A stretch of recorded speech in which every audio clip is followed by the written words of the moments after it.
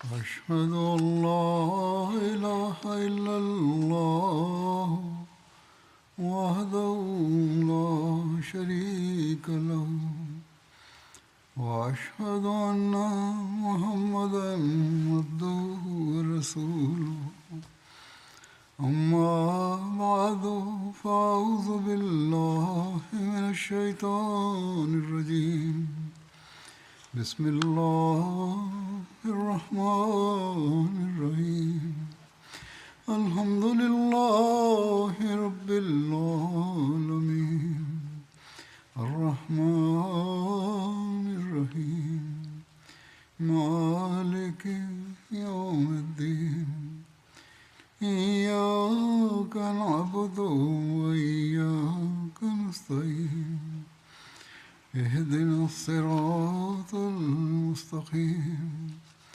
صراط الذين أنعمت عليهم غير المغضوب عليهم ولا الضالين لن تنالوا البر حتى تنفقوا مما تحبون وما تنفقوا من شيء فإن الله به عليم. हिन आयत जो तर्जुमो आहे त तव्हां कामिल नेकीअ खे हरगिज़ हासिल नथा करे सघो जेसि ताईं पंहिंजी पसंदीदा शयुनि मां वाट खुदा जी ख़र्च न कयो ऐं जेका का शइ बि तव्हां ख़र्च कयो अलाह उनखे यकीननि ख़ूब ॼाणे थो. बिर आला क़िस्म जी नेकी ऐं कामिल नेकीअ खे चइबो आहे.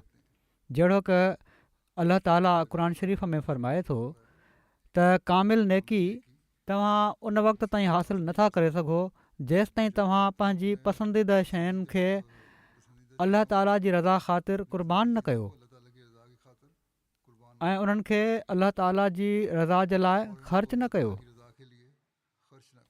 सो हिकिड़ो हक़ीक़ी मोमिन जेको अलाह ताला जी रज़ा जी तलाश में रहंदो आहे नेकिन जा उहे मयार हासिल करण जी कोशिशि कंदो आहे ऐं उनखे करणु घुरिजनि जेके उनखे ख़ुदा ताला जे वेझो आणण वारियूं आहिनि. क़ुर शरीफ़ में अलाह ताला जो क़ुर्ब हासिल करण जे लाइ मुख़्तलिफ़ जॻहुनि ते मुख़्तलिफ़ रंग में तलक़ीन कई वई आहे. मुख़्तलिफ़ नेकिन जो ज़िक्र कयो वियो आहे ऐं वाट खुदा जी माल जे ख़र्च खे बि हिकिड़ी नेकी करार ॾिनो वियो आहे. हिन आयत में बि वाट खुदा जी ख़र्च करण खे तमामु वॾी नेकी करार ॾिनो वियो आहे ऐं फ़रमाए थो त जंहिं माल या जंहिं शइ सां तव्हां मुहबत कयो था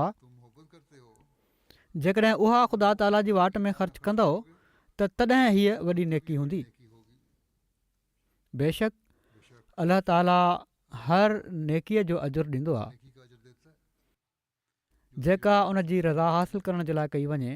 पर इंसान खे माल सां छो त मुहबत हूंदी आहे तंहिं करे इन तरफ़ बि ख़ासि तवजो ॾियाराई वई आहे. सो ईमान ऐं सची नेकी ऐं क़ुर्बानी जे आला मयार जो हिकिड़ो मयार अलाह ताला हिन क़ुर्बानीअ खे मुक़ररु फ़रमायो आहे जंहिंखे तव्हां पसंदि कयो था. जहिड़ो की फ़रमाए थो असुलु नेकी उहा ई आहे त तव्हां उहा शइ ॾियो वाट खुदा जी जंहिंसां तव्हां मुहबत कयो था पर अलाह ताला जी रज़ा ख़ातिर उनखे क़ुर्बान करे छॾियो था. हज़रत मसीह मऊद अलैहिस्सलातु वस्सलाम इन बारे में केतिरनि जॻहुनि ते वज़ाहत फ़रमाई आहे. जीअं त हिकिड़े हंधि पाण फ़रमाइनि था माल सां मुहबत न हुअणु घुरिजे. तमामु ॾुखियो कमु आहे हीउ अॼुकल्ह जे ज़माने में त ख़ासि तौर ते फ़रमाइनि था माल सां मुहबत न हुअणु घुरिजे. ख़ुदा ताला फ़रमाए थो लन तनालुल बिर्र हत्ता तुनफ़िक़ू मिम्मा तुहिब्बून. तव्हां हरगिज़ नेकी खे हासिल नथा करे सघो जेसि ताईं तव्हां उन्हनि शयुनि मां वाट खुदा जी ख़र्च न कयो जिन सां तव्हां प्यारु कयो था. जेकॾहिं पाण सॻोरन सल्लल्लाहु अलैहि वसल्लम जे ज़माने सां अॼुकल्ह जे हालात जो मुक़ाबिलो कयो वञे त इन ज़माने जी हालत ते अफ़सोस थो अचे छो त जान खां प्यारी का शइ नाहे ऐं उन ज़माने में वाट खुदा जी जान ई ॾियणी पवंदी हुई। पाण सॻोरनि सलाहु वसलम जे ज़माने में फ़रमाइनि था तव्हां वांगुरु उन्हनि जा बि ॿार ऐं घर वारी हूंदा हुआ। जान सभिनी खे प्यारी लॻंदी आहे, पर हमेशह इन ॻाल्हि ते हरीस रहंदा हुआ त मौक़ो मिले त वाट खुदा जी क़ुर्बानी करे छॾनि। वरी पाण फ़रमाइनि था बेकार ऐं फज़ूल शयुनि जे ख़र्च सां को माण्हू नेकी करण जी दावा नथो करे सघे। नेकी जो दरवाज़ो सोढ़ो आहे, सो हीअ ॻाल्हि ज़हन नशीन करे वठो त बेकार शयुनि खे ख़र्च करण सां को इन में दाख़िल नथो थी सघे, छो त नसे सरी आहे लन तनालुल बिर्र हत्ता तुनफ़िक़ू मिम्मा तुहिब्बून। जेसि ताईं अज़ीज़ खां अज़ीज़ ऐं प्यारी खां प्यारी शयुनि खे ख़र्च न कंदव उन वक़्त ताईं महबूब ऐं अज़ीज़ हुअण जो दर्जो नथो मिली सघे। जेकॾहिं तकलीफ़ सहण नथा चाहियो ऐं हक़ीक़ी नेकी खे अख़्तियार करणु नथा चाहियो त कीअं कामयाबु ऐं बामुराद थी सघो था। पाण फ़रमाइनि था छा असहाब सॻोरा मुफ़्त में इन दर्जे ताईं पहुची विया जेको उन्हनि खे हासिलु थियो। दुनिया जे ख़िताबनि खे हासिलु करण जे लाइ केॾा न ख़र्च ऐं तकलीफ़ूं बर्दाश्त करणियूं पवंदियूं आहिनि त पोइ किथे वञी हिकिड़ो मामूली ख़िताब जंहिंसां दिली इत्मिनान ऐं सकीनत हासिलु नथी थी सघे मिलंदो आहे। पोइ सोचियो त रज़ी अलाह अन्हुम जो ख़िताबु जेको दिलि खे तसली ऐं क़ल्ब खे इत्मिनान ऐं मौला करीम जी रज़ामंदी जो निशान आहे, छा ईअं ई आसानीअ सां मिली वियो। पाण फ़रमाइनि था त ॻाल्हि हीअ आहे त ख़ुदा ताला जी रज़ामंदी जेका हक़ीक़ी ख़ुशी जो मूजिबु आहे हासिलु नथी थी सघे जेसि ताईं वक़्ती तकलीफ़ूं बर्दाश्त न कयूं वञनि। फ़रमाइनि था ख़ुदा खे ठगे नथो सघिजे। मुबारक आहिनि उहे माण्हू जेके अलाह ताला जी रज़ा खे हासिलु करण जे लाइ तकलीफ़ जी परवाह न कनि, छो त अबदी ख़ुशी ऐं दाइमी आराम जी रोशनी उन वक़्ती तकलीफ़ खां पोइ मोमिन खे मिलंदी आहे। वरी पाण फ़रमाइनि था दुनिया में इंसानु माल सां तमामु घणी मुहबत कंदो आहे। इन ई लाइ इल्मु ताबिर रोया में लिखियलु आहे त जेकॾहिं को शख़्स ॾिसे ख़्वाब में त उन जिगर कढी कंहिंखे ॾिनो आहे त इन मां मुराद माल आहे। इहो ई सबबु आहे जो हक़ीक़ी इत्तिक़ा ऐं ईमान जे उसूल जे लाइ फ़रमाए थो लन तनालुल बिर्र हत्ता तुनफ़िक़ू मिम्मा तुहिब्बून। हक़ीक़ी नेकी खे हरगिज़ न हासिलु कंदो जेसि ताईं जो तव्हां तमामु प्यारी शइ ख़र्च न कंदो, छो त अल्लाह ताला जी मख़लूक सां हमदर्दी ऐं सलूक जो हिकिड़ो वॾो हिसो माल ख़र्च करण जी ज़रूरत ॿुधाए थो ऐं पंहिंजी क़ौम जे माण्हुनि ऐं अल्लाह ताला जी मख़लूक जी हमदर्दी हिकिड़ी अहिड़ी शइ आहे जेका ईमान जो ॿियो जुज़ो आहे जंहिंखां बग़ैर ईमान कामिल ऐं पको न हे थींदो। जेसि ताईं इंसानु इसार न करे ॿिए खे नफ़ो कीअं थो पहुची सघे। नफ़ो पहुचाइण जे लाइ त क़ुर्बानी करणी पवंदी आहे। ॿिए खे नफ़ो पहुचाइण ऐं हमदर्दी जे लाइ इसार ज़रूरी शइ आहे। ऐं हिन आयत में लन तनालुल बिर्र हत्ता तुनफ़िक़ू मिम्मा तुहिब्बून में इन ई इसार जी तालीम ऐं हिदायत फ़रमाई वई आहे। सो माल खे वाट खुदा जी ख़र्च करण बि इंसान जी सआदत ऐं तक़वा शिआरी जो मयार ऐं कसवटी आहे। पाण फ़रमायूं त अबू बकर रज़ियल्लाहु अन्हु जी ज़िंदगी में लिल्लाही वक़्फ़ जो मयार ऐं कसोटी उहा हुई जो रसूलुल्लाह सल्लल्लाहु अलैहि वसल्लम हिकिड़ी ज़रूरत बयानु कई ऐं हू समूरो असासुल बैत खणी हाज़िर थी विया, घर जो समूरो सामान खणी हाज़िर थी विया। वरी पाण नसीहत कंदे फ़रमायाऊं त माल सां मुहबत न कयो। अल्लाह ताला फ़रमाए थो लन तनालुल बिर्र हत्ता तुनफ़िक़ू मिम्मा तुहिब्बून, माना त तव्हां बिर ताईं नथा पहुची सघो, उन हक़ीक़ी नेकी ताईं कामिल नेकी ताईं नथा पहुची सघो जेसि ताईं उहो माल ख़र्च न कयो जंहिंखे तव्हां प्यारो रखो था। जहिड़ो क मूं ॿुधायो पहिरियां त बिर उन नेकी खे चइबो आहे जेका आला क़िस्म जी हुजे ऐं कामिल नेकी हुजे। सो ही उहो राज़ आहे जंहिंखे अॼु जमायत अहमदिया जे माण्हुनि सही तरीक़े सां सम्झो आहे। ऐं हज़रत मसीह मऊद अलैहिस्सलाम जी तरबियत जो हीउ असरु आहे त अॼु ताईं हीअ क़ुर्बानी जा मयार असीं ॾिसंदा पिया था अचूं, उहे मयार जेके असहाबनि क़ाइमु कया। पोइ जिन खे हज़रत मसीह मऊद अलैहिस्सलाम जे ज़माने में संदन वेझो रहण वारनि ऐं संदन असहाबनि क़ाइमु कयो, पोइ उनखां पोइ ख़िलाफ़त जे दौर में हर ज़माने में हीअ क़ुर्बानियूं असीं ॾिसंदा पिया था अचूं ऐं अॼु ताईं इहे ई क़ुर्बानियूं असांखे नज़र पियूं थियूं अचनि। पाण सॻोरनि सल्लल्लाहु अलैहि वसल्लम माली क़ुर्बानी जी तमामु घणी तहरीक फ़रमाई हुई ऐं इन ॻाल्हि खे हुज़ूर जे असहाबनि सम्झो ऐं इन ते ख़ूब अमल कयाऊं। हिकिड़ी रिवायत में अचे थो, हज़रत इब्न मसूद बयानु कनि था त पाण सॻोरनि सल्लल्लाहु अलैहि वसल्लम फ़रमायो, ॿिनि माण्हुनि खां सवाइ कंहिं ते रश्क न करणु घुरिजे। हिकिड़ो उहो जंहिंखे अलाह ताला माल ॾिनो ऐं उनखे हक़ जी वाट में ख़र्च करे छॾियो।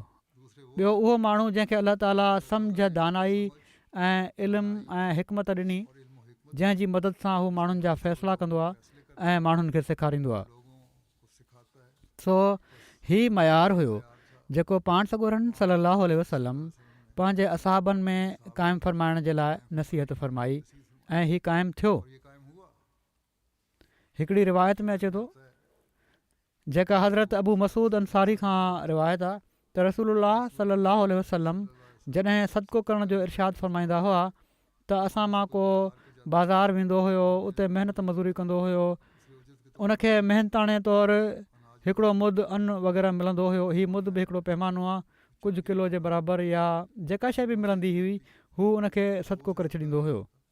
हीअ कोशिशि हूंदी हुई त असां इन में हिसो वठिणो आहे, इन तहरीक में जेका पाण सॻोरनि सल्लल्लाहु अलैहि वसल्लम फ़रमाई आहे, ऐं कमाए हिसो वठिणो आहे। हीअ न त कंहिंखां घुरी हिसो वठिणो आहे ऐं पर महिनत करे कमाए हिसो वठिणो आहे। रावी बयानु कनि था त इन्हनि मां हाणे किन जो हीउ हाल आहे जो इन्हनि क़ुर्बानीुनि जो एॾो अलाह ताला उन्हनि खे अजुर ॾिनो जो हाणे हिकु लख दिरहम उन्हनि वटि मौजूदु हुआ। जेके मज़ूरी करे चंदो ॾींदा हुआ हाणे लखनि जा मालिक आहिनि। त हीअ आहे उहा बरकत क़ुर्बानी जी। सो इहो ई उहो राज़ आहे जेको पाण सॻोरनि सल्लल्लाहु अलैहि वसल्लम असांखे बि अख़्तियार करण जी तलक़ीन फ़रमाई आहे।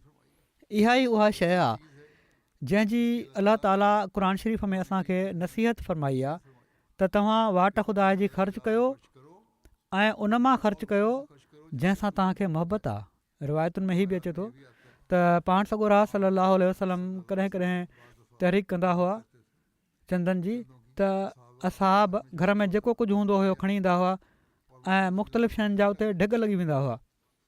त जमायती ज़रूरत जे लाइ चंदे जी ज़रूरत हूंदी आहे, माल जी ज़रूरत हूंदी आहे, शयुनि जी ज़रूरत हूंदी आहे ऐं हमेशह खां नबियुनि जी जमायत इन खे सम्झियो आहे ऐं पंहिंजे पंहिंजे तौर ते जंहिं हद ताईं उहे माण्हू क़ुर्बानी करे सघनि पिया उहा उन्हनि कई। माली क़ुर्बानी जा केॾा फज़ुल हूंदा आहिनि, इन बारे में हिकिड़े हंधि पाण सॻोरनि सल्लल्लाहु अलैहि वसल्लम नसीहत कंदे फ़रमायो। पंहिंजी साली हज़रत अस्मा खे हीअ नसीहत फ़रमाई त वाट खुदा जी घणे घणे ख़र्च न कंदा कयो, न त अलाह ताला बि तव्हांखे घणे घणे ई ॾींदो। पंहिंजे पैसनि जी थैली जो मुंहुं बंदि करे कंजूसी सां न वेही रहो, न त पोइ इन जो मुंहुं बंदि ई रखियो वेंदो। फ़रमायाऊं त जेतिरी ताक़त आहे खोले ख़र्च कयो, अलाह ते तवकुल कयो, अलाह ॾींदो वेंदो। वरी पाण हिकिड़े मौक़े ते फ़रमायाऊं, हज़रत अबू हुरैरा रज़ियल्लाहु ताला अन्हु खां रिवायत आहे त हर सुबुह 2 मलाइक लहंदा आहिनि। उन्हनि मां हिकिड़ो चवंदो आहे त ए अलाह ख़र्च करण वारे सखीअ खे अञा ॾे ऐं उन जे नक्शे क़दम ते हलण वारा अञा पैदा कर। ॿियो चवंदो आहे त अलाह रोके रखण वारे कंजूस खे हलाक करे छॾ ऐं उनजो माल मता बर्बादु करे छॾ। बहरहाल हीउ राज़ अॼुकल्ह अहमदनि खे मालूम आहे। केतिरा ई मिसाल आहिनि जंहिंसां अहमद जी तारीख़ भरी पई आहे ऐं रोज़ानो इन में वाधारो थींदो पियो थो वञे त ख़र्च करण वारे सखीअ जी कहिड़ी अहमियत आहे।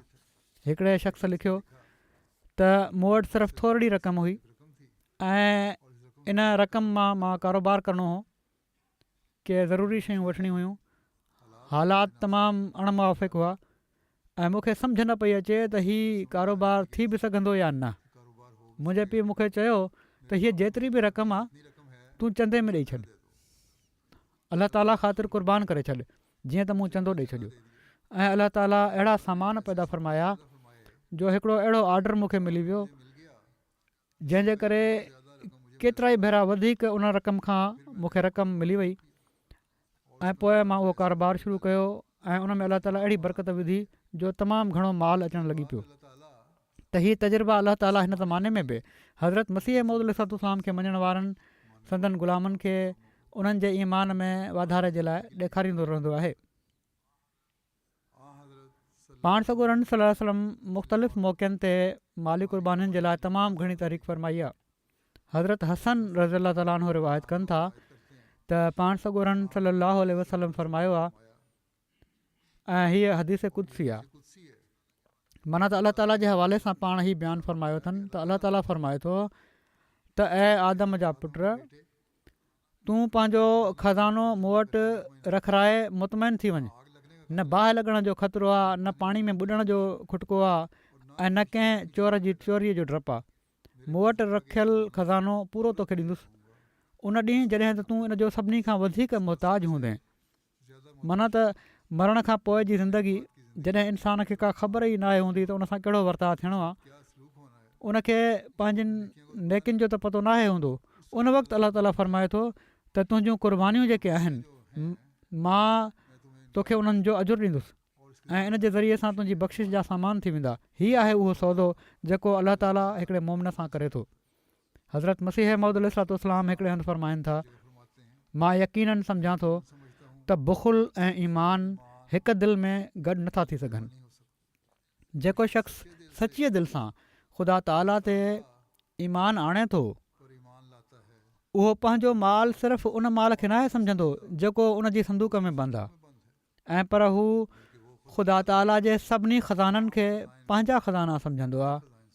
ऐं इमसाक इन खां ईअं ख़तमु थी वेंदो आहे, माना त कंजूसी उन खां ईअं ख़तमु थी वेंदी आहे, परे थी वेंदी आहे जहिड़ो की रोशनी खां उंदाही परे थी वेंदी आहे। वरी पाण फ़रमायाऊं त क़ौम खे घुरिजे त हर तरह सां हिन सिलसिले जी ख़िदमत कनि, माली तरीक़े सां बि ख़िदमत जी बजावरी में कोताही न हुअणु घुरिजे। ॾिसो दुनिया में को सिलसिलो बिना चंदे जे नाहे हलंदो। पाण सॻोरन सल्लल्लाहु अलैहि वसल्लम, हज़रत मूसा अलैहिस्सलाम, हज़रत ईसा अलैहिस्सलाम सभिनी रसूलनि जे वक़्तु चंदा गॾु कया विया। सो असांजी जमायत जे माण्हुनि जे लाइ बि इन ॻाल्हि जो ख़्यालु रखणु ज़रूरी आहे। जेकॾहिं हीअ माण्हू इल्तिज़ाम सां हिकु हिकु पैसो बि सॼे साल में ॾियनि त घणो कुझु थी सघे थो। इन बारे में हज़रत ख़लीफ़तुल मसीह अव्वल रज़ी अलाह ताला अन्हो जो नमूनो ॾिसो उहो कहिड़ो हुयो। कहिड़ी तरह पाण हज़रत मसीह मौद अलैहिस्सलाम जी तहरीक ते लबैक चवंदे संदन मिशन खे पूरो करण जे लाइ क़ुर्बानी कयाऊं। हज़रत मसीह मौद अलैहिस्सलाम हज़रत ख़लीफ़तुल मसीह अव्वल रज़ी अलाह ताला अन्हो जे बारे में लिखियो आहे त जेकॾहिं मां इजाज़त ॾियां हा त हू सभु कुझु इन वाट में फ़िदा करे पंहिंजी रूहानी रफ़ाक़त वांगुरु जिस्मानी रफ़ाक़त ऐं हरदम सोबत में रहण जो हक़ अदा कनि हा। पोइ पाण लिखियाऊं त हिननि जे किन ख़तनि जूं कुझु सिटरूं नमूने तौरु मां ॾेखारियां थो। हिननि लिखियो, माना त हज़रत ख़लीफ़ा अव्वल लिखियो हज़रत मसीह मौद अलैहिस्सलाम खे त मां तव्हांजी वाट में क़ुर्बान आहियां, मुंहिंजो जेको कुझु आहे मुंहिंजो नाहे तव्हांजो आहे। हज़रत पीरो मुर्शिद, मां कमाल सचाईअ सां अर्ज़ु थो कयां त मुंहिंजो समूरो माल ऐं दौलत जेकॾहिं दीनी इशाअत में ख़र्च थी वञे त मां मुराद माणे वरिती। जेकॾहिं ख़रीदार ब्राहीन जे तवक़ुफ़े तबह सां मुस्तरिब हुजनि, माना त जेकॾहिं ख़रीदारनि जी कमी जे करे या उन्हनि जा पैसा न ॾियण जे करे किताब जी इशाअत में का रंडक अचे पई थी त मूंखे इजाज़त फ़रमायो त हीअ अदना ख़िदमत बजा आणियां त इन जी समूरी क़ीमत अदा करे पाण वटां वापसि करे छॾियां ऐं जेका उपत अचे उहा बि वापसि करे छॾियां।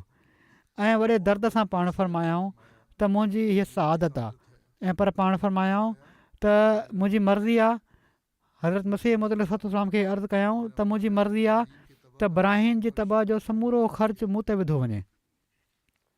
हीअ हज़रत ख़लीफ़तुल मसीह अव्वल रज़ी अलाह ताला अन्हो जी क़ुर्बानी जो मयार हो। हज़रत ख़लीफ़तुल मसीह सानी रज़ी अलाह ताला अन्हो जॾहिं वक़फ़े जदीद जी ऐं तहरीक जदीद जी तहरीक कई आहे त केतिरनि ई ग़रीब माण्हुनि थोरा पैसा आणे चंदे में ॾियणु शुरू करे ॾिना। को कुकड़ खणी आयो, को कुकड़ जा आना खणी आयो ऐं हीअ चयईं त असां वटि जेको कुझु हुयो उहो असां पेश करे छॾियो आहे। ऐं उन ज़माने में बि जिथे ग़रीबनि जो मिसाल हज़रत ख़लीफ़ुल मसीह सानी पेश कंदा हुआ, किन पुराणनि बुज़ुर्गनि जा मिसाल बि पेश कंदा हुआ। इन ई ज़िमन में पाण हिकिड़ो मिसाल हज़रत डॉक्टर ख़लीफ़ा रशीदुद्दीन साहिब जो पेश कयो अथनि, जेके हज़रत ख़लीफ़ुल मसीह सानी जी पहिरीं घरवारी माना त हज़रत उमे नासिर रज़ी अल्लाह ताला अन्हा जा वालिद हुआ। अहिड़ी तरह हज़रत ख़लीफ़ुल मसीह सालिस जा नाना हुआ। ही हज़रत मुस्लिम मौद लिखियो आहे त जॾहिं उन्हनि हिकिड़े दोस्त खां माना त हज़रत डॉक्टर ख़लीफ़ा रशीदुद्दीन साहिबु हज़रत मसीह मौद अलैहिस्सलाम जी दावा ॿुधी त पाण ॿुधंदे ई फरमायाऊं त एॾी वॾी दावा वारो शख़्स कूड़ो नथो थी सघे, सो मूंखे कंहिं दलीलनि जी का ज़रूरत कान्हे। हीअ दावा एॾी वॾी आहे जो मां कंहिं ॿिए दलील खे ॿुधण जी मूंखे ज़रूरत नाहे। मां मञा थो त हू मसीह मौद ई आहिनि ऐं पाण तमामु जल्द हज़रत मसीह मौद अलैहिस्सलाम जी बैत करे वरितऊं। हज़रत मसीह मौद अलैहिस्सलाम हिननि जो नालो पंहिंजे 12 हवारियुनि में लिखियो आहे ऐं उन्हनि जूं माली कुर्बानियूं इन हद ताईं वधियल हुयूं जो हज़रत मसीह मौद अलैहिस्सलाम उन्हनि खे तहरीरी सनद ॾिनी त तव्हां सिलसिले जे लाइ एतिरे क़दुरु माली कुर्बानी कई आहे जो आईंदा तव्हांखे कुर्बानी जी ज़रूरत नाहे। तोड़े हू कुर्बानियूं त कंदा रहिया, पर हज़रत मसीह मौद अलैहिस्सलाम अहिड़ी तरह ख़ुशनुदी जो इज़हार फ़रमायो। हज़रत मुस्लिम मौद रज़ी अल्लाह ताला अन्हु लिखनि था त हज़रत मसीह मौद अलैहिस्सलाम जो उहो ज़मानो मूंखे यादि आहे जॾहिं त मथनि केस गुरदासपुर में थी रहियो ऐं खेनि इन में पैसनि जी ज़रूरत हुई। हज़रत साहिबु दोस्तनि में तहरीक मोकिली त छो त ख़र्च वधी रहिया आहिनि। लंगर खानो 2 जॻहियुनि ते थी वियो आहे, हिकिड़ो कादियान में ऐं हिकिड़ो हिते गुरदासपुर में। हज़रत मसीह मौद अलैहिस्सलाम जी मौजूदगी जे करे उते बि माण्हू ईंदा हुआ, खाधो बि उन्हनि खे ॾिनो वेंदो हुयो ऐं फ़रमाइनि था त इन खां अलावा केस ते बि ख़र्च थी रहियो आहे, तंहिं करे दोस्त इमदाद ॾांहुं तवजो कनि, माना त ख़र्चनि जे लाइ चंदो ॾियनि। जॾहिं हज़रत साहिब जी तहरीक डॉक्टर साहिब ताईं पहुती त इतफ़ाक़ ईअं थियो जो उन ई ॾींहुं उन्हनि जी पघार तक़रीबन 450 रुपया उन्हनि खे मिली, जेका उन ज़माने में तमामु वॾी रक़म हुई। उहा समूरी पघार ओड़ी महिल ई हज़रत मसीह मौद अलैहिस्सलाम जी ख़िदमत में मोकिले छॾियाऊं। हिकिड़े दोस्त सुवालु कयो, डॉक्टर साहिब खे चयो त तव्हां घर जी ज़रूरत जे लाइ कुझु रखे वठो, त उन्हनि चयो डॉक्टर साहिबु त ख़ुदा जो मसीह लिखे थो त दीन जे लाइ ज़रूरत आहे, त पोइ ॿियो कंहिंजे लाइ रखे सघां थो मां। मक़सदु डॉक्टर साहिबु त दीन जे लाइ क़ुर्बानीनि में एतिरे क़दुरु वधियल हुआ जो हज़रत मसीह मऊद अलैहिस्सलाम खे उन्हनि खे रोकण जी ज़रूरत महसूसु थी ऐं उन्हनि खे चवणो पियो त हाणे तव्हांखे क़ुर्बानी जी ज़रूरत नाहे।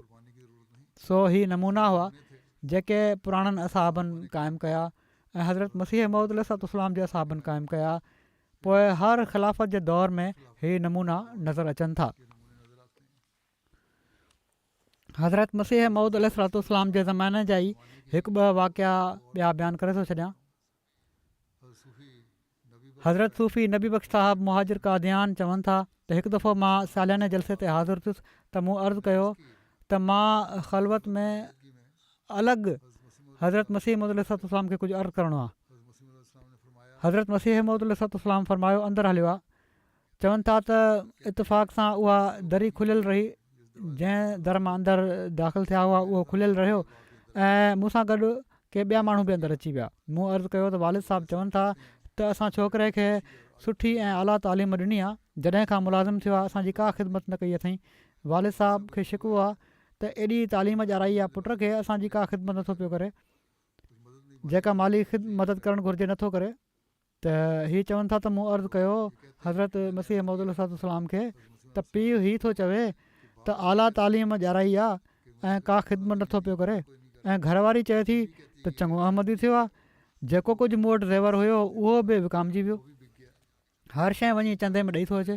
शायदि घर खे हलाइण जे लाइ उन्हनि खे ज़ेवर विकिणणो पवंदो हुजे या ज़रूरत महल का अहिड़ी ॻाल्हि थी वेंदी हुजे जिथे ज़ेवर विकिणणो पवंदो हुजे। इन ॻाल्हि ते घरवारी खे शिकवो हुयो।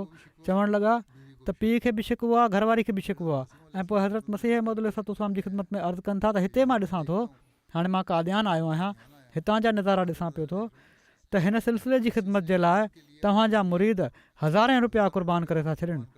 ऐं तव्हां दुआ फ़रमायो त अलाह ताला मूंखे ॿीणी टीणी पघार ॾिए त मां तव्हांजी ख़िदमत करे सघां। इन्हनि शिकवनि जो ज़िक्र करे पोइ पाण चवनि था त माण्हुनि जा नमूना जॾहिं ॾिसां थो त मुंहिंजी दिलि में ख़्वाहिश पैदा थिए थी त मां इन खां वधी करे कयां। ऐं पोइ अलाह ताला अहिड़ा सामान पैदा करे छॾिया जो हिननि खे ॿिए मुल्क में नौकिरी मिली वई ऐं पघार बि वधी वई, त उन्हनि माली मदद बि कई ऐं पंहिंजे घर वारनि जी मदद बि कई। उहे माण्हू नेक माण्हू जेके हज़रत मसीह मऊद अलैहिस्सलाम जी कुवत कुदसी जे नतीजे में हिन ज़माने में, माना त उहो ज़मानो बि दुनियादारी जो हुयो जिथे दुनियादारी ग़ालिब हुई, पोइ बि हू क़ुर्बानियूं करे रहिया हुआ। ऐं अॼु बि ही नमूना असांखे ॾिसण में अचनि पिया था, जॾहिं त दुनियादारी हिन ज़माने में वधी करे ग़ालिब आहे ऐं पोइ वाट खुदा जी ख़र्च कंदा रहनि था। के ग़रीब माण्हू कहिड़ी तरह क़ुर्बानी कंदा हुआ अॼु बि असांखे नज़र अचनि था। अफ्रीका जा के माण्हू पंहिंजा वाक़िया मोकिलींदा आहिनि, पर मां पहिरियां हज़रत मसीह मऊद अलैहिस्सलाम जे ज़माने जे ग़रीब माण्हुनि जो नमूनो पेश करे थो छॾियां। हज़रत काज़ी कमरदीन साहिबु रज़ी ताला अन्हो साईं दीवान शाह जे बारे में हिकिड़ो बयानु कनि था, वाक़ियो बयानु कनि था। चवनि था त मां बि साईं साहिब खां कॾहिं कॾहिं पुछंदो हुउसि त तव्हां जेको कादियान वञो था इन जो को ख़ासि सबबु आहे? तमामु घणो कादियान वेंदा हुआ, छो त जिथे उन्हनि जो ॻोठु हुयो साईं साहिबु उतां लंघी वेंदा हुआ, काज़ी साहिब जे ॻोठ मां लंघी वेंदा हुआ ऐं राति उते गुज़ारींदा हुआ। चवनि था साईं दीवान शाह नारोवाल जा रहण वारा हुआ ऐं पंधु सफ़र करे कादियान वेंदा हुआ ऐं हीउ केतिरनि ई मेलनि जो सफ़रु हुयो जेको हीउ तइ कंदा हुआ नारोवाल खां कादियान ताईं। हू चवनि था त जेकॾहिं विच विच मां वञनि, शॉर्टकट करे बि वञनि, तॾहिं बि तक़रीबन 100 मेलनि जो मुफ़ासिलो हूंदो जेको पंधु हू सफ़रु कंदा हुआ। त उन्हनि साईं साहिब खे चयो कादियान तव्हां जेको वञो था कंहिं ख़ासि सबबु जे करे आहे या सिर्फ़ु मुलाक़ात जे शौक़ में वञो था त वञा ऐं हज़रत मसीह मऊद अलैहिस्सलाम सां मिली वठां? त साईं साहिबु चवनि था त मां ग़रीब माण्हू आहियां। हिकु त हीअ आहे त मुलाक़ात जो शौक़ु आहे हज़रत मसीह मऊद अलैहिस्सलाम सां, ॿियो हीअ त मां ग़रीब आहियां ऐं चंदो नथो ॾेई सघां जीअं माण्हू ॾींदा आहिनि, अमीर माण्हू हज़ारनि में सवनि में। इन लाइ वञा थो जो महिमान खाने जूं खटूं वणिया ऐं मुंहिंजे मथां चंदो लही वेंदो, माना त खटूं मुफ़्त में ठाहींदुसि ऐं चंदे जो बोझ लही वेंदो। चंदो ॾियण जे करे जेको अहसासु रहंदो आहे उहो बोझ घटिजी वेंदो। हीउ कमु जेको आहे खटूं वाणण जो, इन सां मूंखे तसली थी वेंदी आहे, सो मां लंगर खाने जूं खटूं वाणे वठंदो आहियां ऐं तसली थी वेंदी आहे त हीउ मज़ूरी जो कमु कंदुसि त उहो ई मुंहिंजो चंदो आहे। त अहिड़े तरह जो रूह हुयो जेको ग़रीबनि में बि पैदा हो उन वक़्तु, उन ज़माने में बि। हिन ज़माने में बि असीं ॾिसूं था त कहिड़ी तरह अलाह ताला माण्हुनि में हीउ रूह पैदा कयो आहे। परे परे रहण वारनि मुल्कनि जा माण्हू जिथे कुझु साल पहिरियां अहमद जो तारुफ़ थियो आहे, उन्हनि माण्हुनि इस्लाम क़बूल करे जमायत अहमदिया में शमूलियत अख़्तियार कई आहे। इन्हनि जी माली क़ुर्बानीुनि जे शौक़ जा बि अजीब नज़ारा नज़र अचनि था। 1400 साल पहिरियां जो जज़्बो हिननि माण्हुनि में बि असांखे नज़र अचे थो। हज़रत मसीह मऊद अलैहिस्सलाम जन किन जा मिसाल पंहिंजे ज़माने में ॾिना आहिनि, उन्हनि जो जज़्बो असांखे नज़र अचे थो ऐं हीउ उहो रूह आहे जेको अॼु जमायत अहमदिया में हज़रत मसीह मऊद अलैहिस्सलाम खे मञण खां पोइ ईमान में ताज़गी जे करे पैदा थियो आहे। मार्शल आइलैंड जे मुबलिक लिखियो त लादरी आर्ज़िक साहिबा आहिनि, हिकिड़ियूं मुख़लिस रुकन आहिनि ऐं जमायत जे लंगर खाने जे लाइ अणथक महिनत कंदियूं आहिनि, जिथे रोज़ानो 2 वेला खाधो तयारु कयो वेंदो आहे। ईंदियूं आहिनि, ख़िदमत कंदियूं आहिनि, पचाईंदियूं आहिनि, पर जॾहिं बि उन्हनि खे पघार मिलंदी आहे त उन्हनि जो पहिरियों कमु पंहिंजे ऐं पंहिंजे 5 पोटनि तरफ़ां माली क़ुर्बानी पेश करणो हूंदो आहे ऐं उन्हनि जी वक़फ़े जदीद जी क़ुर्बानी जमायत में सभिनी खां वधीक हूंदी आहे। मुरबी साहिबु चवनि था त ही उहे माण्हू आहिनि जंहिंजे घरनि खे ॾिसी तमामु ग़रीब घर आहिनि। हज़रत मसीह मऊद अलैहिस्सलाम जा बाबरकत लफ़्ज़ यादि अची वञनि था त मुतक़ी खे सची ख़ुशहाली हिकिड़े झोपड़े में बि हासिलु थी सघे थी जेका दुनियादार हिर्स ऐं लालच जे परिस्तार खे रफ़ी शान कसर में बि नथी मिली सघे। अहिड़ी तरह हिकिड़ी ॿी ख़ातून आहे उतां जी लोरिन साहिबा, हीअ बि मार्शल आइलैंड में जमायत जे लंगर में कमु कंदियूं आहिनि। चवनि था त मां वक़फ़े जदीद जे चंदे जी यादगिरी कराई, साल ख़तमु थी रहियो आहे ऐं असांजो चंदो गुज़िरियल साल खां घटि आहे। उनखां पोइ चवनि था त जुमे खां पोइ लोरिन साहिबा दफ़्तरु आहियूं ऐं पंहिंजे वक़फ़े जदीद जो चंदो पेश कयूं त जीअं असां गुज़िरियल साल जो हदफ़ हासिलु करे सघूं या इन खां वधीक करे सघूं। काज़किस्तान जा मुबलिग सिलसिला चवनि था अयान इब्राहिम साहिब जे चंदे जो ज़िक्र कंदे त मां ज़िंदगी में अहिड़ो वक़्तु बि ॾिठो आहे, इब्राहिम अयान साहिबु चयो, जो मूं वटि मानी ख़रीद करण जे लाइ बि पैसा न हुआ। मूंखे खाइण पीअण जी शयुनि जे लाइ कर्ज़ु वठिणो पवंदो हुयो ऐं मुंहिंजी घरवारी फ़िक्रमंद रहंदी हुई त असां अॻिते कीअं ज़िंदगी गुज़ारींदासीं। पर इन्हनि हालतुनि में बि चवनि था त मां चंदो ॾियणु शुरू करे ॾिनो ऐं हाणे बि मुंहिंजो इहो उसूलु आहे त जॾहिं बि मूं वटि पैसा ईंदा आहिनि त सभिनी खां पहिरियां मां चंदो ॾींदो आहियां। पर हीअ अलाह ताला जो अजीब सुहिणो वर्ता आहे मूंसां त जॾहिं बि मां चंदो ॾींदो आहियां अलाह ताला मूंखे बहितर माली वसीलनि सां नवाज़े छॾींदो आहे। ऐं मुंहिंजी घरवारी पुछंदी आहे कॾहिं कॾहिं त हीअ पैसा किथां आया आहिनि, त मां उनखे इहो ई चवंदो आहियां त हीअ सभु चंदे जी बरक़त आहे। त अलाह ताला त ओधर न आहे रखंदो। अलाह ताला चए थो जॾहिं तव्हां माल खे ख़र्चु मूं ख़ातिर कंदव त मां तव्हांखे ॾींदुसि, वधाए ॾींदुसि। ऐं अलाह ताला पंहिंजो इहो ई वाइदो पूरो कंदो आहे। कैमरून जे हिकिड़े शहर मरवा जे वेझो हिकिड़ी जमायत आहे।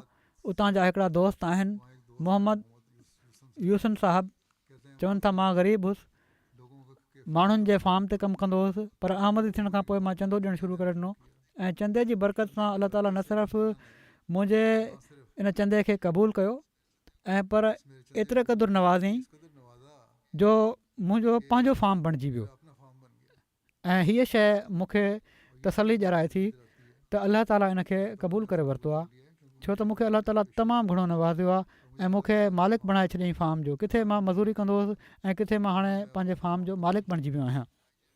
नाइजर हिकिड़ी ग़रीब जमायत आहे हिते, उतां जे मुबलिग लिखियो त हिकिड़ा अहमदी लावली साहिबु आहिनि, चवनि था मां टाइगर नेट पोखींदो आहियां ऐं मां ॿुधायो त न त इन जो 10 हिसो चंदे में ॾेई छॾींदुसि, पर दिलि में इरादो कयो हुयो। पर हालात अहिड़ा थिया जो पोखाई खां पोइ तमामु घणा मींहं वसी पिया ऐं फ़सुलु ख़राबु थियण जो ख़तरो हुयो। इन जे लाइ एॾो पाणी न घुरिजंदो आहे।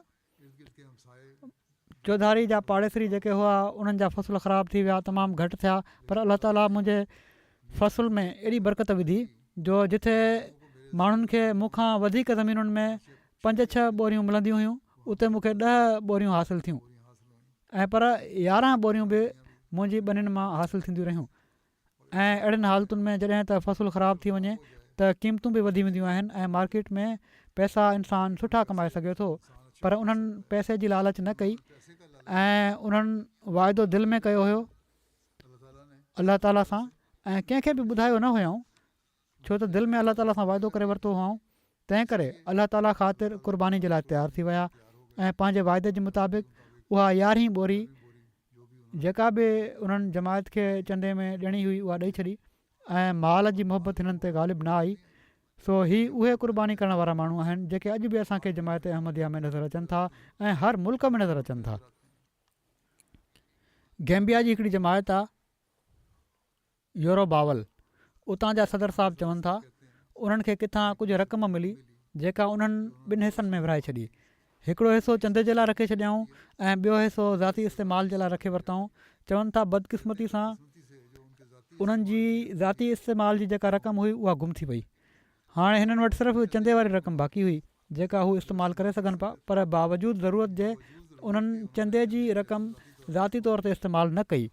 उन्हनि ते माल जी मोहबत ग़ालिब न आई ऐं उन्हनि को बहानो न बणायो त उहा गुम थी वई आहे, तंहिं करे इन मां अधु ख़र्चु करे वठां उन्हनि चयो न, जेका रक़म मां चंदे जे लाइ अलॻि करे छॾी हुई उहा चंदे में ॾींदुसि, ऐं चवनि था उहा मां चंदे में ॾेई छॾी।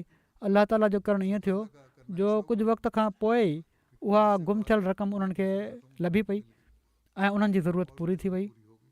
त अहिड़े हालात में जॾहिं ज़रूरत हूंदी आहे त माल जी मोहबत यकीननि वधंदी आहे, पर माण्हुनि जा अजीब इख़लास आहिनि त जेको वाइदो कयो अथनि अलाह ताला सां उनखे बहरहाल पूरो करिणो आहे।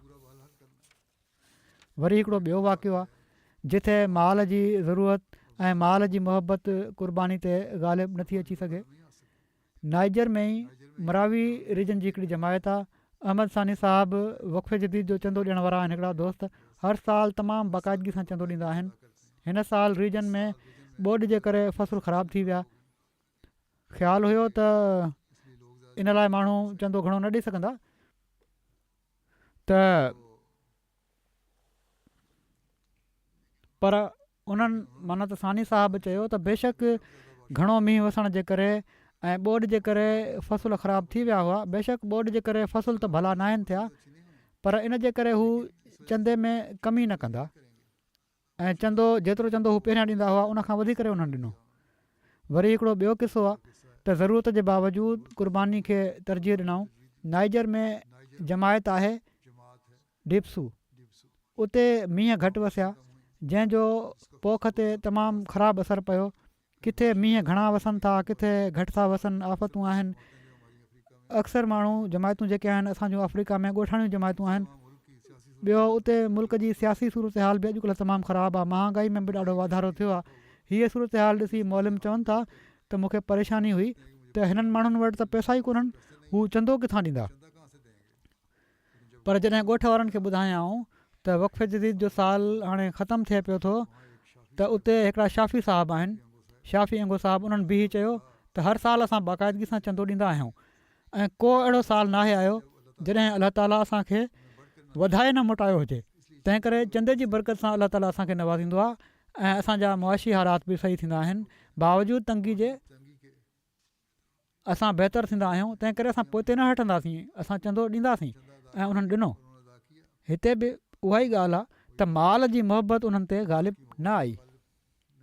तंज़ानिया में हिकिड़ा दोस्त आहिनि, इब्राहिम साहबु, चवनि था जॾहिं मूंखे चंदे जी बरकत जी ख़बर पई त मां हर महीने हिकिड़ो मख़सूस हिसो माली क़ुर्बानी जे लाइ मुक़ररु करे छॾियो ऐं इन जी बरकत सां मुंहिंजे कम में वाधारो थींदो रहियो। अलाह ताला मुंहिंजे रिज़्क़ में वाधारो कंदो रहियो। चवनि था त हिकु दफ़ो चंदे जे लाइ मौलम मूंखे चयो त मूं वटि कुझु रक़म हुई जेका मां हिकिड़े कम जे लाइ रखी हुई, कारोबार हुयो, उन जे लाइ उहा रक़म रखी हुयमि, पर तहरीक थियण ते मां उहा चंदे में ॾेई छॾी।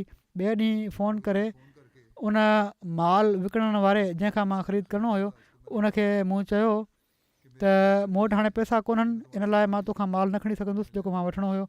इन ते उन मूंखे चयो त का ॻाल्हि न आहे, जेको माल तूं वठिणो हुयो उनजी अधु रक़म त अदा थी चुकी आहे ऐं बाक़ी पैसा तूं बाद में ॾेई छॾिजांइ।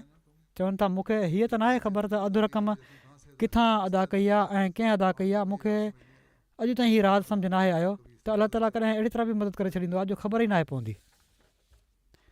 किन खे अलाह ताला माली क़ुर्बानियूं करण सां नौकरियूं ॼाराए छॾियूं।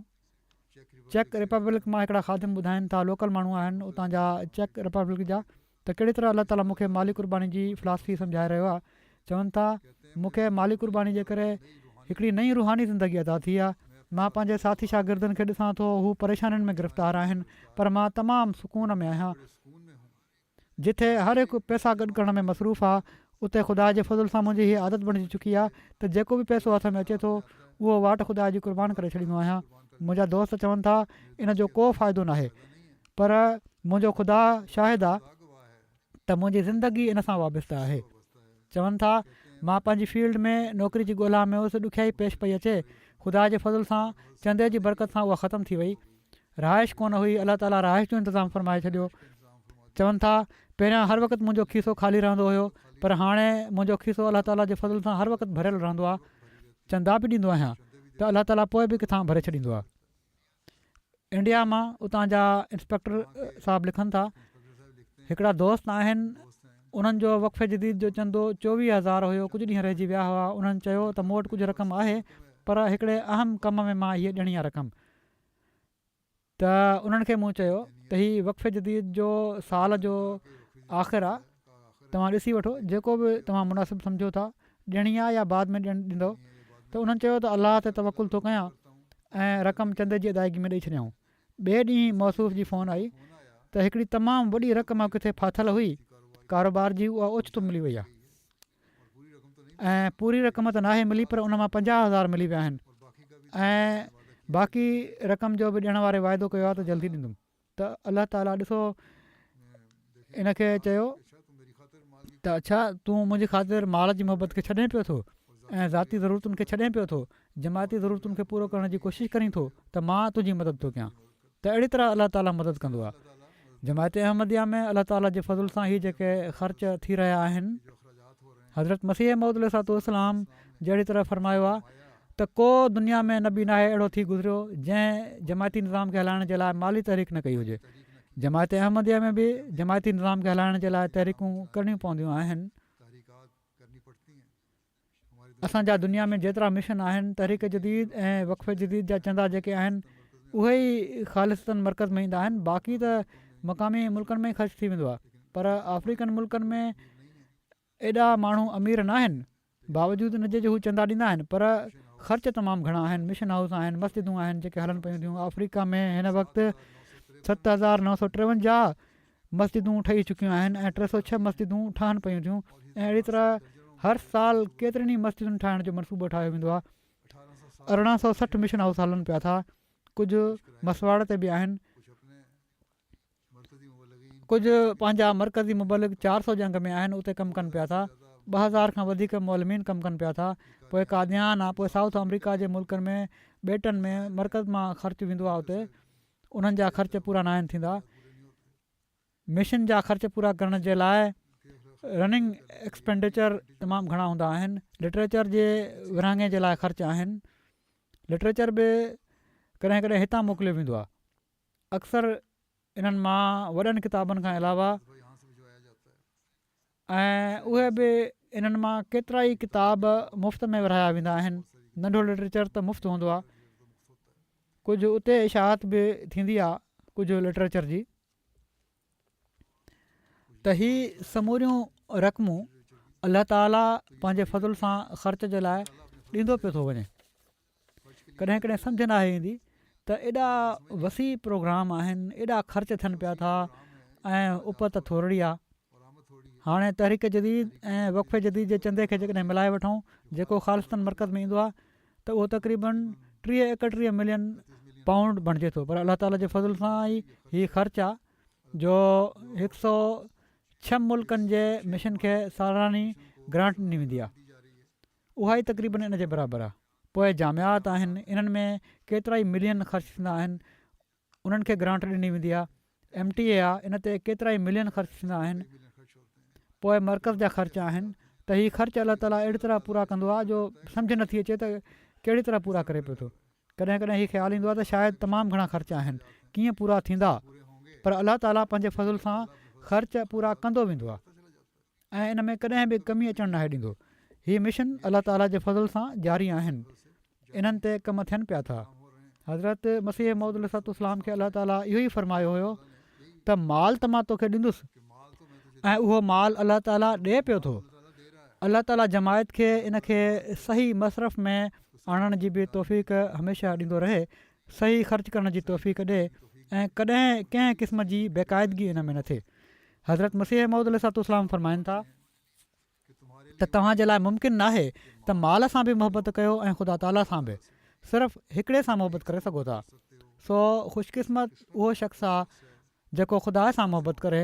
जेकॾहिं को तव्हां मां ख़ुदा सां मोहबत करे उन जी वाट में माल ख़र्च कंदो त मां यकीन रखां थो त उन जे माल में पोइ ॿियनि जी भेट में वधीक बरकत ॾिनी वेंदी, छो त माल पाण मुरादो नाहे ईंदो ऐं पर ख़ुदा जे इरादे सां ईंदो आहे। सो जेको शख़्स ख़ुदा जे लाइ कुझु हिसो माल जो छॾे थो, हू ज़रूरु उनखे हासिलु कंदो, पर जेको शख़्स माल सां मोहबत करे वाट ख़ुदा जी ख़िदमत बजा नथो आणे जेका बजा आणणु घुरिजे, त हू ज़रूरु उन माल खे विञाईंदो। हीअ न सोचो त माल तव्हांजी कोशिशि सां अचे थो ऐं पर ख़ुदा ताला तरफ़ां ईंदो आहे, ऐं हीअ न सोचो त तव्हां को हिसो माल जो ॾेई या कंहिं ॿिए रंग में का ख़िदमत बजा आणे ख़ुदा ताला ऐं उन जे फ़िरिस्तादे ते को अहसान था कयो ऐं पर हीउ उन जो अहसान आहे त तव्हांखे इन ख़िदमत जे लाइ सॾे थो ऐं मां सच चवां थो त जेकॾहिं तव्हां सभई मूंखे छॾे ॾियो ऐं ख़िदमत ऐं इमदाद खां पासो करे वञो त हू हिकिड़ी क़ौम पैदा कंदो जेका इन जी ख़िदमत बजाइणी। तव्हां यकीनन सम्झो हीउ कमु आसमान खां आहे ऐं तव्हांजी ख़िदमत सिर्फ़ु तव्हांजी भलाई जे लाइ आहे। सो ईअं न थिए जो तव्हां दिलि में तकबुर कयो ऐं हीउ सोचियो त असां माली ख़िदमत या कंहिं क़िस्म जी ख़िदमत बि कयूं था। मां बार बार तव्हांखे चवां थो त ख़ुदा तव्हांजी ख़िदमतुनि जो थोरो बि मुताज कोन्हे। हा, तव्हां ते ई उनजो फज़ुलु आहे त तव्हांखे इन ख़िदमत जो मौक़ो थो ॾिए। सो हीउ उहो अहसासु आहे, हीअ उहा सोच आहे जेका हज़रत मसीह मौद अलैहिस्सलाम जमायत में पैदा कई आहे ऐं अलाह ताला जे फज़ुल सां अॼु 135 सालनि जो वक़्तु गुज़रण जे बावजूदु हीउ जज़्बो जमायत अहमदिया जे माण्हुनि में मौजूदु आहे जेको नौजवाननि में बि नवनि अचण वारनि में बि आहे ऐं हू क़ुर्बानियूं कंदा पिया था वञनि। जंहिंजा कुझु वाक़िया मूं बयानु कया आहिनि त कहिड़ी तरह उन्हनि इन रूह खे सम्झो त अलाह ताला हिननि जे माल में बरकत ॾिए थो ऐं इन जे लाइ हू हर क़ुर्बानी जे लाइ तयारु हूंदा आहिनि। अलाह ताला हिननि सभिनी जे मालनि ऐं नफ़्सनि में बरकत विझे। इन सां गॾु ई मां हिकिड़ी रिपोर्ट बि पेश कंदुसि जेका हिन साल वक़फ़े जदीद जे चंदे जी रिपोर्ट आहे, जंहिंमां पतो लॻे थो त हिन साल अलाह ताला जे फज़ुल सां जमायत केतिरे हद ताईं क़ुर्बानियूं ॾिनियूं आहिनि।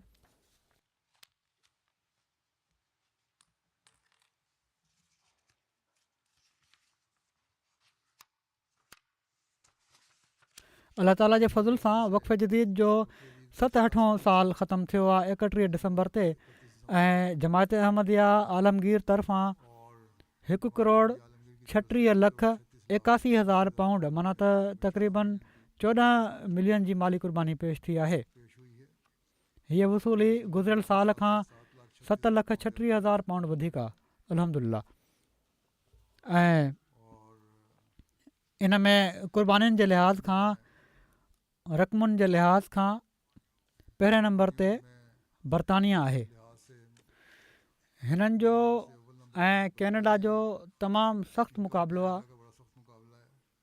कैनेडा बि ॾाढो वाधारो कयो आहे पंहिंजी क़ुर्बानीनि में, पर बरतानिया खां अञा पोइ ई आहिनि। पोइ 3 नंबर ते जर्मनी आहे, पोइ अमरीका, पोइ भारत, पोइ ऑस्ट्रेलिया, मिडल ईस्ट जी हिकिड़ी जमायत आहे, पोइ इंडोनेशिया आहे, वरी मिडल ईस्ट जी हिकिड़ी जमायत आहे, वरी बेल्जियम आहे।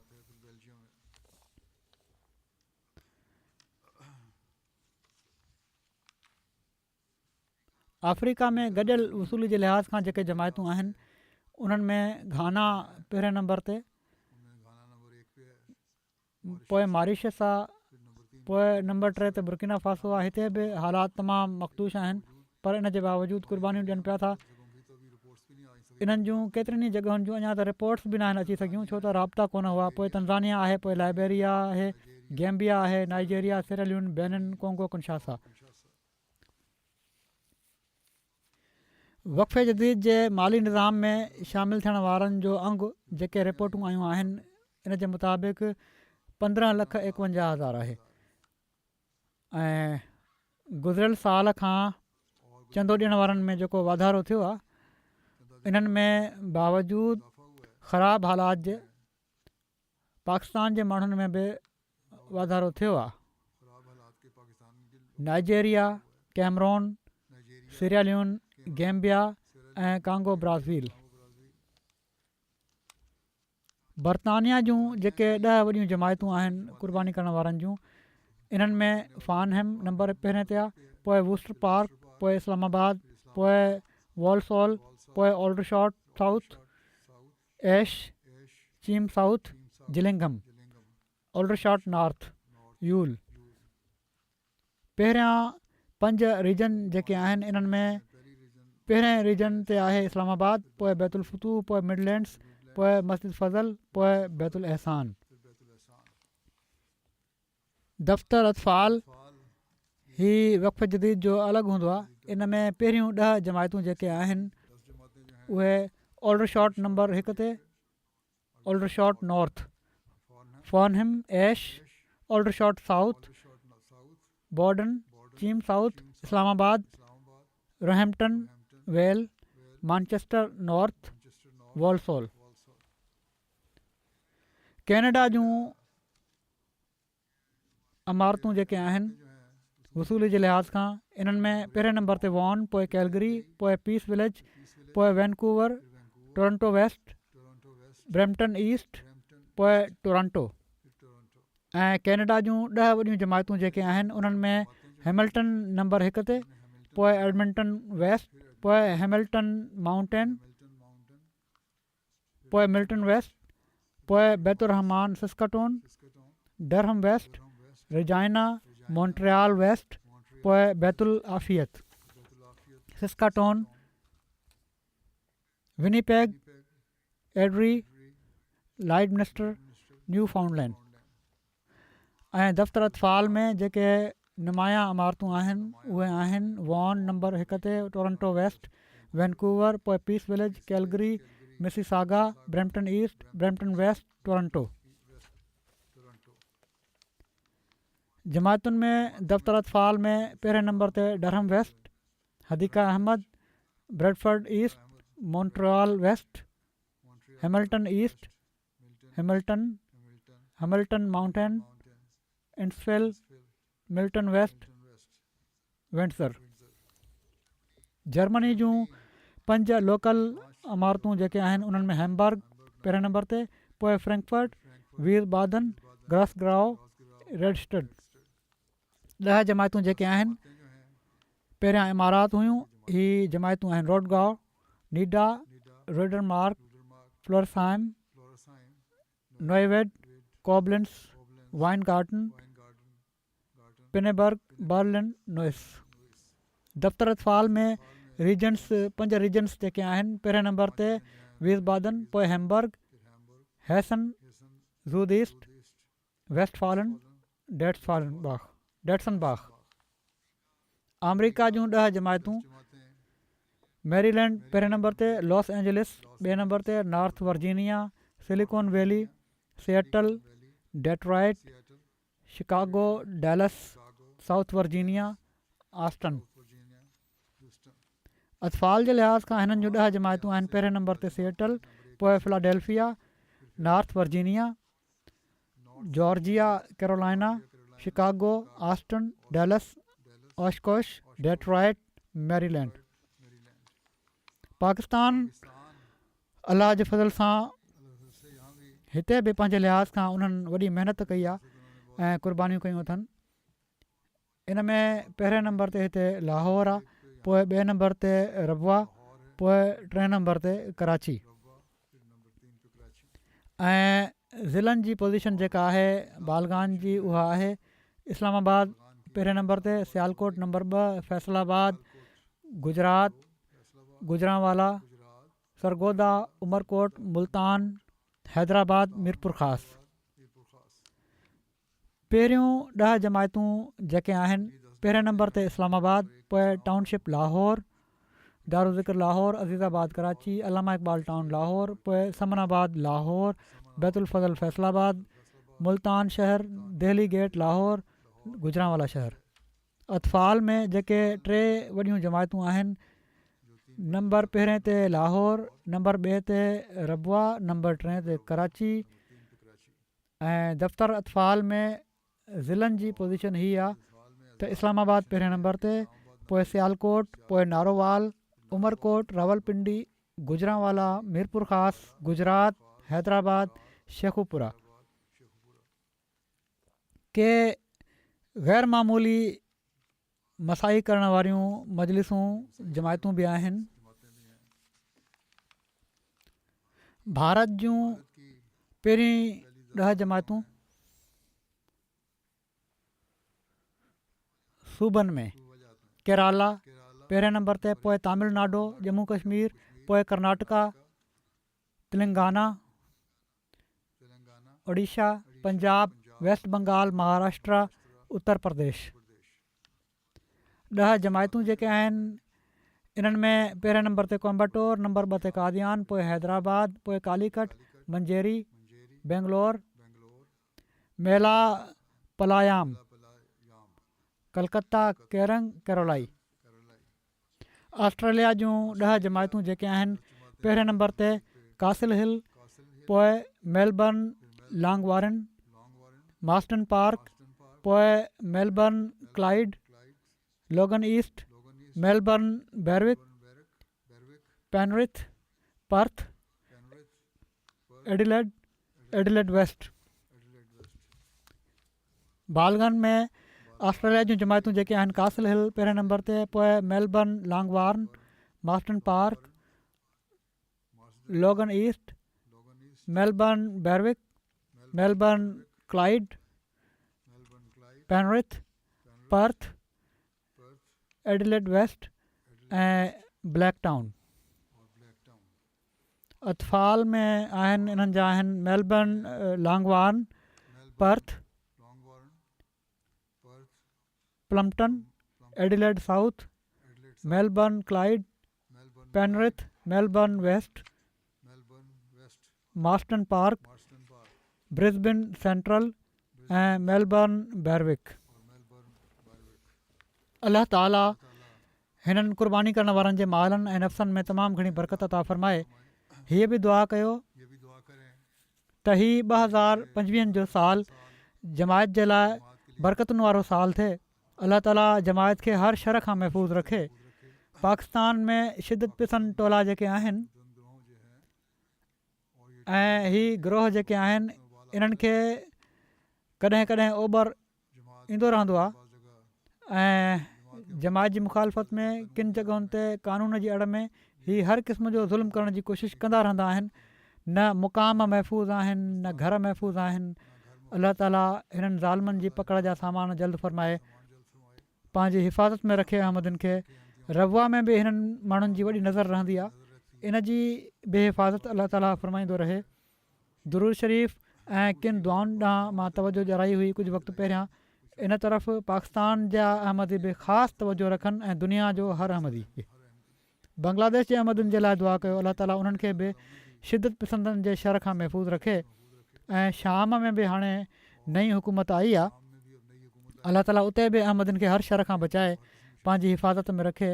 अहिड़ी तरह ॿिया मुल्क आहिनि, अफ्रीका जा मुल्क आहिनि, हर हंधि अलाह ताला अहमदनि खे पंहिंजी हिफ़ाज़त में रखे। हर अहमदी जो फ़र्ज़ु आहे त इन जे लाइ ख़ासि तौर ते पाण बि ॾाढियूं दुआऊं घुरे, पंहिंजे मुल्कनि जे लाइ बि ऐं पाकिस्तान खां ॿाहिरि जेके रहण वारा आहिनि पाकिस्तान जे लाइ बि। दुनिया जा उमूमी हालात ऐं जंगनि जी सूरत हाल जे लाइ दुआ कयो, अलाह ताला इन जे बदअसरनि खां हर मासूम ऐं मज़लूम खे बचाए। नए साल ते वॾा जशन मल्हाइनि था ही माण्हू, ॾाढा फायर वर्क्स थींदा आहिनि, फटाका छुड़िया वेंदा आहिनि, पर हर हिकु सिर्फ़ु पंहिंजूं ख़ुशियूं ॾिसे थो, ॿियनि जे दर्द जो उन्हनि खे अहसासु कोन्हे।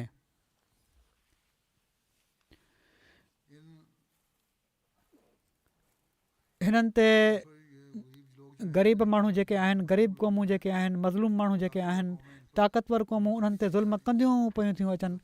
अलाह ताला हिन साल में हिननि सभिनी ताक़तुनि जा मनसूबा, ताक़तवर क़ौमुनि जा मनसूबा बि ख़ाक में मिलाए छॾे ऐं अलाह ताला जी वहदानियत खे असां दुनिया में क़ाइमु थींदे ॾिसूं। अलाह ताला असांखे बि इन जी तौफ़ीक़ अता फ़रमाए।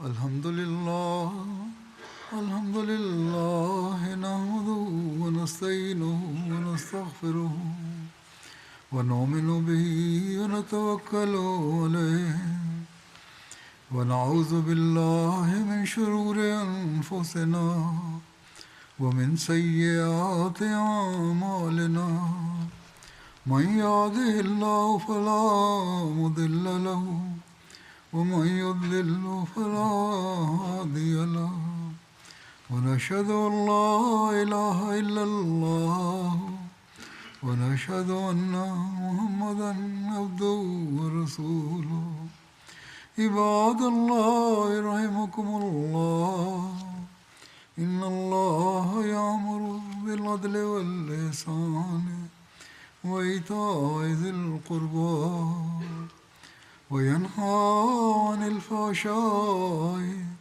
والمنكر والبغي يعظكم لعلكم تذكرون اذكروا الله يذكركم وادعوه يستجب لكم ولذكر الله أكبر